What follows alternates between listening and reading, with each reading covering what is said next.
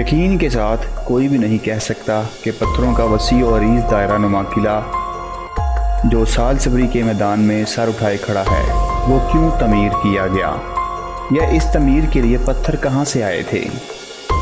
مزید ویڈیو میں آگے بڑھنے سے پہلے آپ لوگوں سے گزارش ہے کہ ہمارے چینل کو سبسکرائب کریں اور بیل آئیکن پر کلک کریں تاکہ ہماری ہر آنے والی ویڈیو آپ تک بآسانی پہنچ سکے۔ دستیاب حقائق کے مطابق یہ تعمیر پتھر کے دور کے آخری دورانیے اور کانسی کے دور کے ابتدائی دورانیے کے دوران سر انجام دیے گئے تھے۔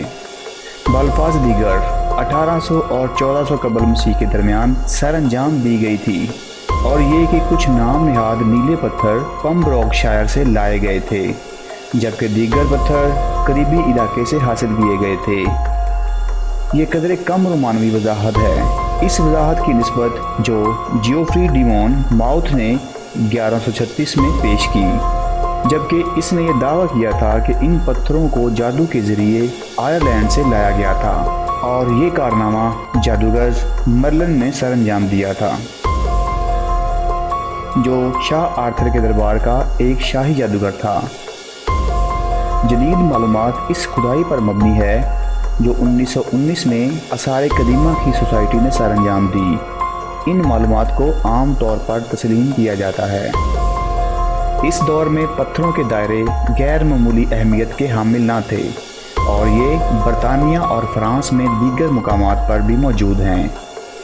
یہ تصور کرنا بھی عین ممکن ہے کہ یہ مذہبی نوعیت کی وضاحت سر انجام دیتے تھے، کیونکہ ابتدائی دور کے کئی ایک مذہب ستاروں اور سیاروں پر بنیاد کرتے تھے۔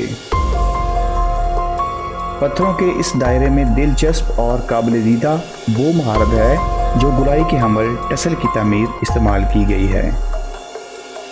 اس تعمیر کا ڈیزائن گولائی کا حامل ہے، اور تعمیر کے تمام تر ڈھانچے کے ارد گرد گولائی کی حامل ایک خندق ہے جس کے کنارے کے اندر 56 گھڑے موجود ہیں۔ بیرونی کنارے اور اندرونی پتھروں کے دائروں کے درمیان 2 مزید حلقے ہیں۔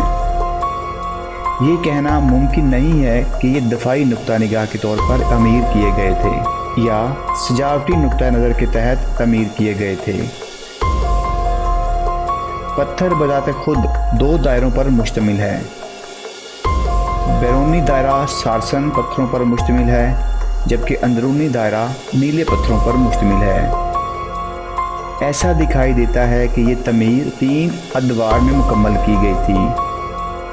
پہلا دور 1800 قبل مسیح کا دور تھا، اور دوسرا دور 1700 قبل مسیح کا دور تھا، اور یہ وہ دور تھا جب تعمیر میں نیلے پتھروں کا اضافہ کیا گیا تھا۔